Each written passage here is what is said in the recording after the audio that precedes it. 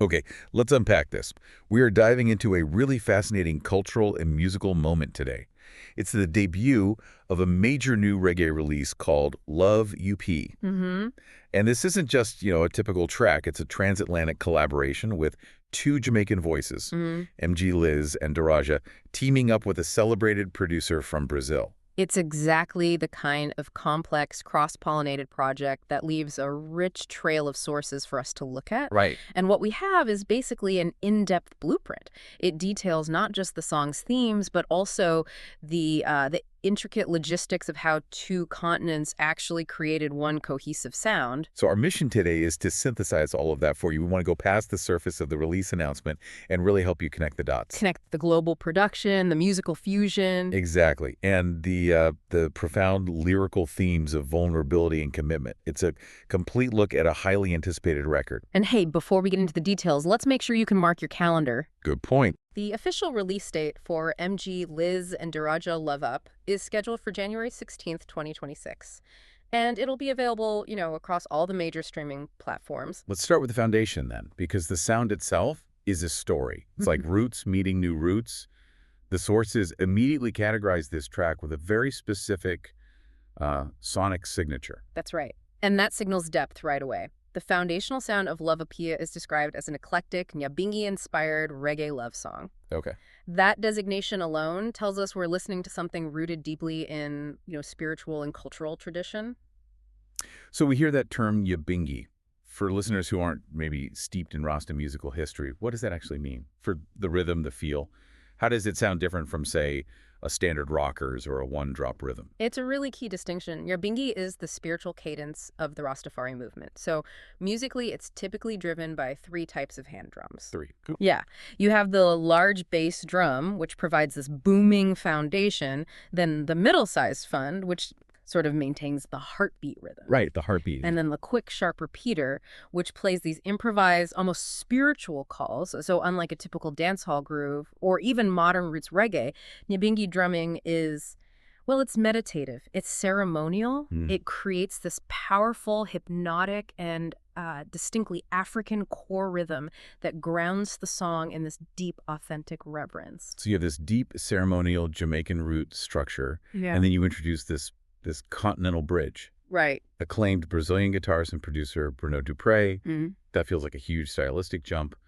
What does he bring that elevates this beyond pure Jamaican roots? Well, this is where the fusion gets really interesting and complex. Dupré is credited with taking those Afro-Caribbean rhythms and then subtly weaving in Brazilian musical textures. Textures. Yeah, and when we say texture here, we're likely looking beyond just adding some percussion. We're talking about smooth, often jazz-influenced harmony, or maybe specific acoustic guitar patterns that feel like bossa nova or MPB, música popular brasileira. That makes so much sense. The lightness and the melodic complexity of Brazilian guitar, especially in bossa nova, would contrast just beautifully with the heavy spiritual weight of the Nyabinghi drum patterns. Exactly. Dupré's genius here, according to the sources, is making sure the song moves effortlessly between that heavy, meditative Nyabinghi energy and those more melodic, accessible reggae grooves. Right. It's a carefully managed balance that requires a deep fluency in both traditions. It allows the final sound to feel both ancestral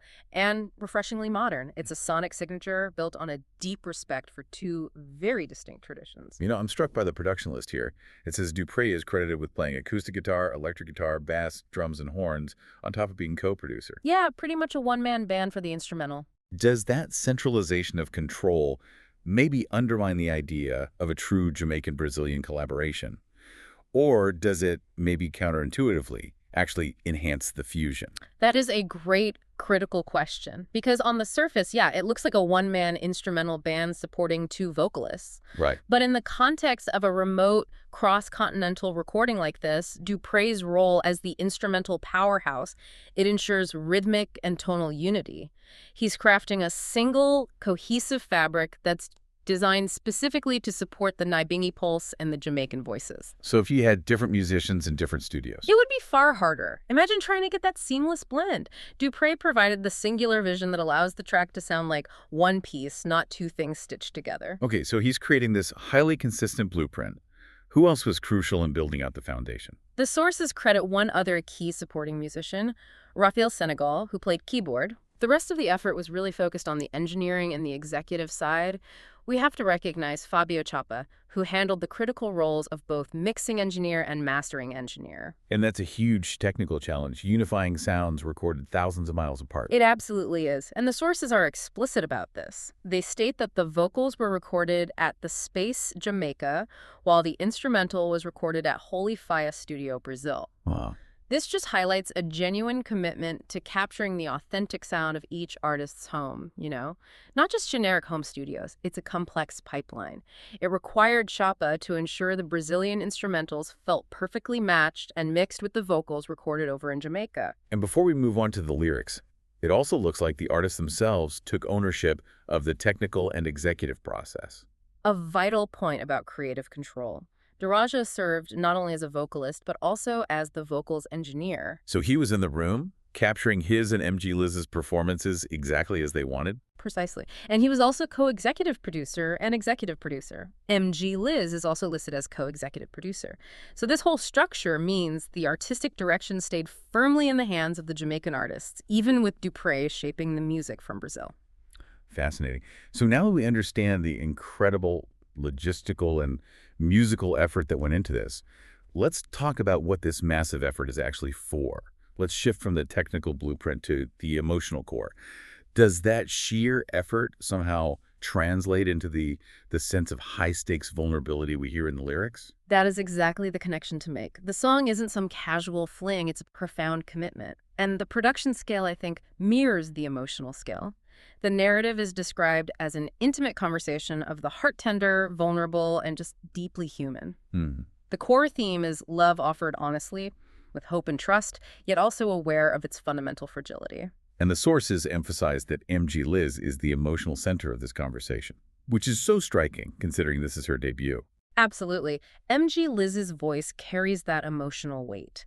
The source describes her delivery as having both innocence and emotional strength at the same time. An interesting combination. It is. She is the one expressing the love, but she also takes the massive risk of pleading, with sincerity and grace for Derajah to protect her heart. In a debut where so many artists try to project this hardened confidence, this level of raw vulnerability it's highly compelling. The lyrical quotes we have are powerful because they don't just speak to love, but to like an existential risk. What lines really jump out at you that capture that fragility? The lyrics immediately establish the stakes. They equate love with life itself. She sings, "My heart will stop beating if I love you, and now you're leaving." Wow. I mean, that's intense. It's breathtaking. That level of emotional investment where a potential loss literally feels fatal. And then there's this sharp realization that passion doesn't remove uncertainty. They say life is a gamble, but I thought I won when I met you. Right. Acknowledging that even when it feels like a sure thing, the risk is still there. Exactly. And that direct, unambiguous plea, please don't break my heart, that's what anchors all the vulnerability. So she lays out these incredibly high stakes, this immense risk. But the track doesn't just stay there in that vulnerability. The lyrics pivot, right? They shift towards resilience, offering wisdom, what the song calls the golden rules. How does that shift happen, and what role does Derajah play in that? That shift is where Derajah's grounded, mature presence really comes through. While Liz expresses that raw emotional risk, the later lyrics, likely delivered by or in response from him, offer the framework for managing that risk. The music transitions into this kind of steadying wisdom, telling the listener, don't be a fool, learn the golden rules. And that's that classic reggae philosophy, right? The sense of roots wisdom, of grounding yourself in the present reality. Precisely. It's the antidote to the fear of the future. The advice is all about seizing the moment, eliminating the paralyzing effect of fear or sorrow. The lyrics urge you. Live today like there's no tomorrow. Don't live in fear or sorrow. So if you accept that love is a gamble, the only sane way to approach it is with full investment right now. And that final line on the theme, love is not promised tomorrow. Today is all we got. Hope you know. That feels like the core philosophical takeaway of the whole track. It completely redefines commitment. It does. It's a profound idea one you see often in Rastafari teachings, but here it's applied directly to a relationship. It suggests that true, honest love isn't built on some guaranteed future contract, but on a conscious choice made entirely in the present moment. That's a very mature perspective for a love song. It acknowledges that vulnerability is a requirement, not a flaw. Hmm. Speaking of maturity, let's wrap up by looking at the specific dynamic here. For MG Liz, as we've noted, this isn't just a powerful song, it's a massive introduction. I mean, this release marks her first official recording. The quality of the production, the depth of the themes, the sheer continental scope. It immediately positions her as a compelling new voice within reggae music. To step onto the scene with something so emotionally naked and so well produced is a significant statement. And Derajah, who's already established, he provides that crucial foundation. He's the gravitational pull. Derajah brings that warmth, that maturity, and a soulful resonance that just perfectly complements Liz's heartfelt, slightly more innocent delivery. His voice grounds the song in classic reggae authenticity. It's the necessary counterweight to the vulnerability, making the whole thing feel fully realized and, experienced. And we should quickly mention the visual elements because they tie this whole narrative together. The art cover by P.H. Morais is part of the story, not just decoration. Yeah, the visual really reinforces that idea of a shared high-stakes journey. The cover shows MG, Liz, and Derajah looking out over the stunning landscape mountains, a river, a sunset, and they're hand in hand. A symbol of their path together. It symbolizes the path they share in the song's narrative, the vastness of the choice they're making together. And we also saw the logo, which firmly roots Derajah's brand. It's a big letter D overlaid with headphones in the Rasta colors, red, gold, and green with the text, "Let the music play."